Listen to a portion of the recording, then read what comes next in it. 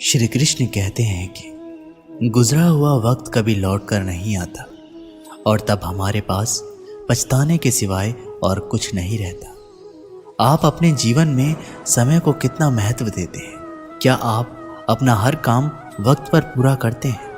लोग अक्सर कहते हैं क्या करें, समय ही नहीं मिलता, लेकिन समय का सदुपयोग करने वाले ऐसा कभी नहीं कहते।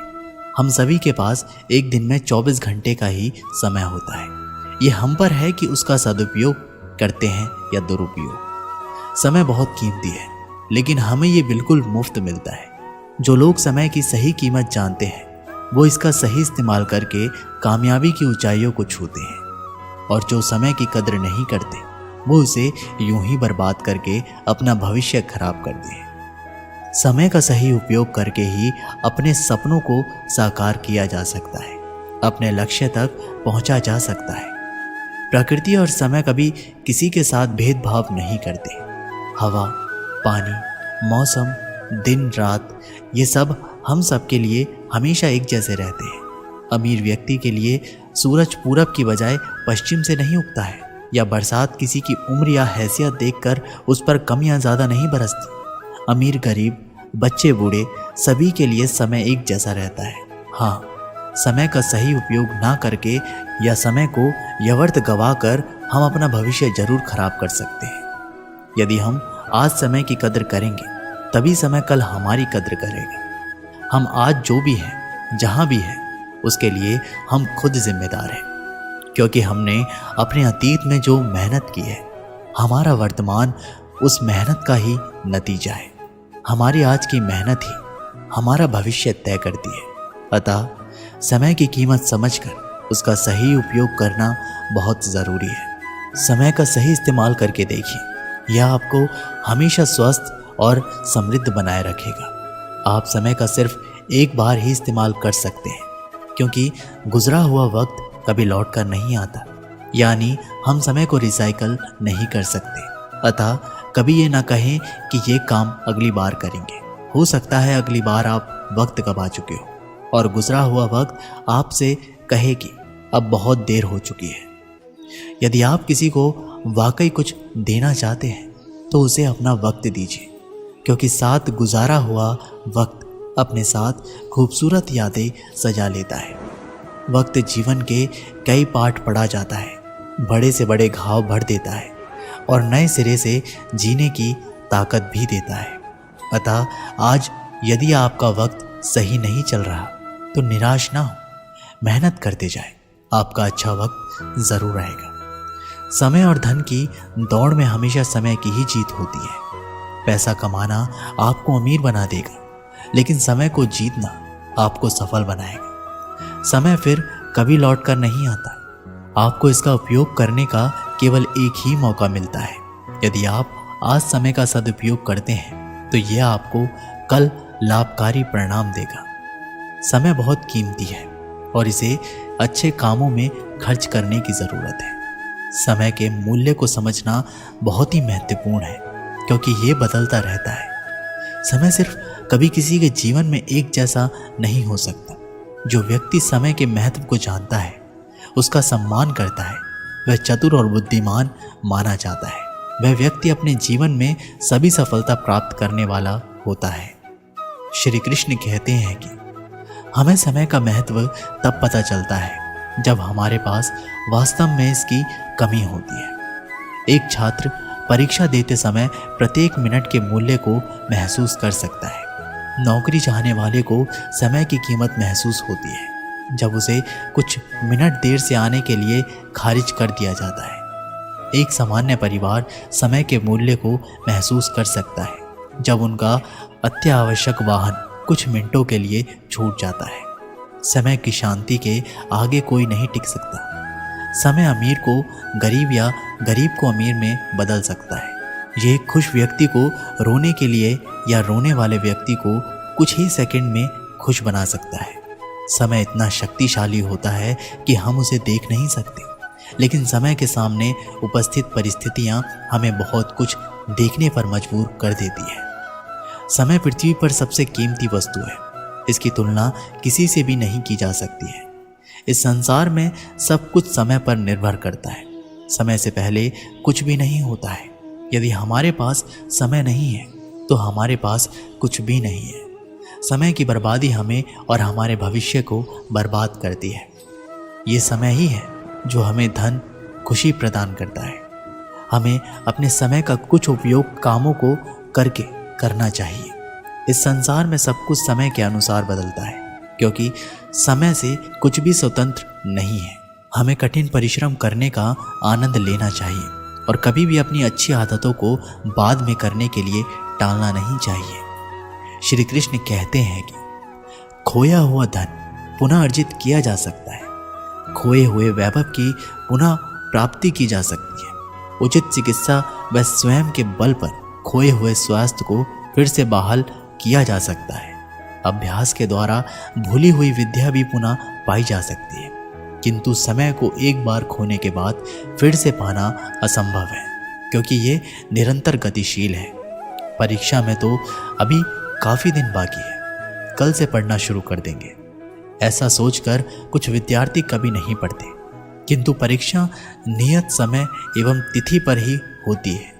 परीक्षा के प्रश्नों को देखकर उन्हें लगता है कि यदि उन्होंने समय का सदुपयोग किया होता तो परीक्षा हॉल में ही यूं ही खाली बैठना नहीं पड़ता। स्वर्ण के प्रत्येक कण की तरह ही समय का प्रत्येक क्षण मूल्यवान है। प्लेटफॉर्म पर खड़ी रेलगाड़ी अपने यात्रियों की प्रतीक्षा नहीं करती और देर से पहुंचने वाले अफसोस करते रह जाते हैं। इसी तरह समय और समुद्र की लहरें किसी की प्रतीक्षा नहीं करते। एक बार एक चित्रकार ने समय का चित्र बनाया, जिसमें एक अति सुंदर व्यक्ति हंसता हुआ दोनों हाथ फैलाए खड़ा था। सामने से उसके बाल सुंदर दिख रहे थे, पर पीछे से वह बिल्कुल गंजा था। वह चित्र के माध्यम से चित्रकार से ये संदेश देना चाहता था कि समय जब आता है तो आपकी ओर बाहें फैलाते आता है। ऐसे में यदि आपने सामने से आते हुए समय के बाल पकड़ लिए तो वह आपके काबू में होगा, किंतु यदि आपने उसे निकल जाने दिया तो पीछे से आपके हाथ आपके गंजे सिर पर फिसलते रह जाएंगे। वह आपकी पकड़ में नहीं आएगा। समय के सदुपयोग में ही जीवन की सफलता का रहस्य निहित है। राजा हो या रंक, मूर्ख हो या विद्वान, समय किसी के लिए अपनी गति मंद नहीं करता। इसलिए सबको जीवन में सफलता के लिए समय का सदुपयोग करना ही पड़ता है। आज तक जितने भी महापुरुष हुए हैं, उनकी सफलता का रहस्य जीवन के हर पल का सदुपयोग ही रहा है। कठिनाइयों एवं संघर्षों का सामना करते हुए ये निरंतर अपने निर्धारित लक्ष्य की ओर बढ़ते रहे और एक दिन अपने लक्ष्य को प्राप्त करने में सफल रहे। समय के मूल्य को समझने वाले लोगों की दिनचर्या हर रोज सुबह शुरू हो जाती है। बुद्धिमान व्यक्ति अपने अवकाश के समय को भी व्यर्थ नहीं जाने देते, किंतु आलसी एवं आक्रमणीय लोग देर तक सोए रहते हैं। श्री कृष्ण कहते हैं कि समय की माप बीते वर्षों से नहीं की जाती, बल्कि उससे की जाती है कि कोई उस अवधि में क्या करता है, कैसा महसूस करता है और क्या प्राप्त करता है। जीवन में प्रत्येक कार्य के लिए नियत समय निर्धारित होता है। पढ़ने के समय पढ़ना चाहिए एवं खेलने के समय खेलना। कक्षा में बैठकर खेलकूद की बातों में खोए रहना एवं खेल के मैदान में पढ़ाई लिखाई की बातें करने को तर्कसंगत नहीं कहा जा सकता। प्रत्येक दिन खुश रहने के लिए काम के समय काम करो एवं खेल के समय खेलो। अधिकतर लोगों को अपना समय मनोरंजन में व्यतीत करते हैं। मनोरंजन भी जीवन के लिए अनिवार्य है, किंतु काम करने के समय यदि मनोरंजन किया जाए तो उसे किसी भी दृष्टिकोण से उचित नहीं ठहराया जा सकता। अतः किस समय क्या कार्य करना है, अपनी दिनचर्या में इसकी समुचित व्यवस्था करना अत्यंत आवश्यक है। किंतु मनुष्य का कार्यक्रम सुनिश्चित नहीं होता।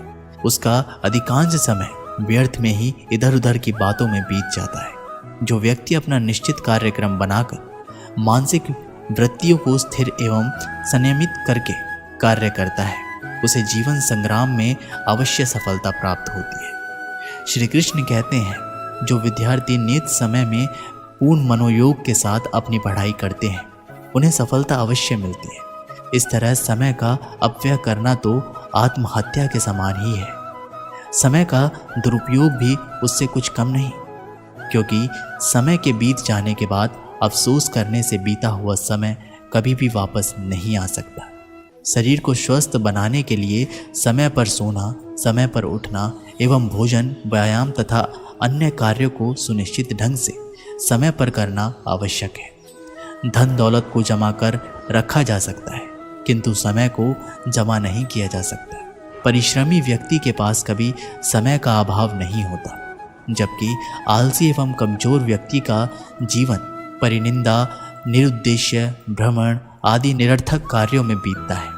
आलस्य का परित्याग करके समय का सदुपयोग करने वाले व्यक्ति ही साहित्य के रचयिता, राष्ट्र नेता, महान वैज्ञानिक एवं कलाकार बन पाते हैं।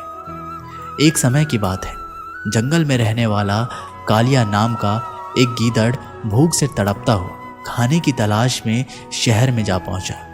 उसके शहर में पहुंचते ही कुत्ते उसके ऊपर भौंकना शुरू कर दिए, और यही नहीं, शहर के आवारा कुत्ते उसे घेर कर नोचने लगे। कुत्ते के डर से कालिया जान बचाकर भागा। भागते भागते जो भी दरवाज़ा पहले मिला उसमें घुस गया। जिस घर में वह गीदड़ घुसा था वह एक धोबी का मकान था।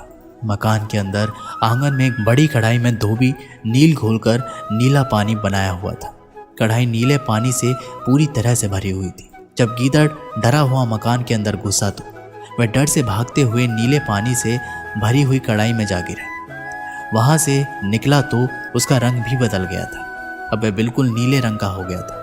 नीले रंग में रंगा हुआ कालिया जब जंगल में पहुंचा तो जंगल में रहने वाले सभी जानवर उसे देखकर आश्चर्य में पड़ गए, क्योंकि उन्होंने आज तक इस रंग का जानवर नहीं देखा।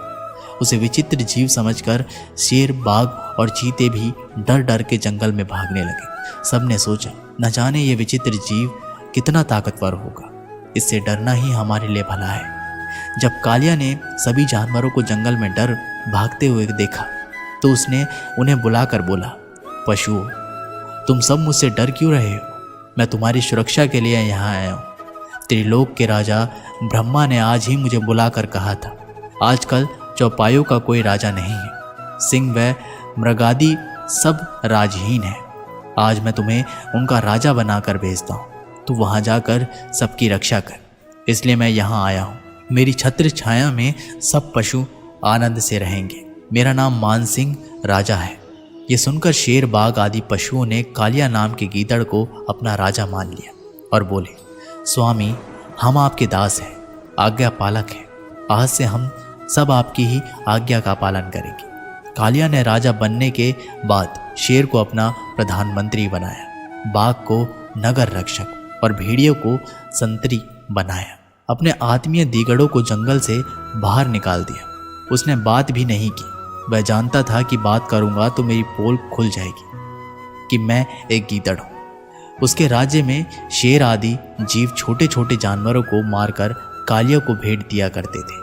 कालिया उनमें से कुछ भाग खाकर शेष अपने नौकर चाकरों में बांट देता था।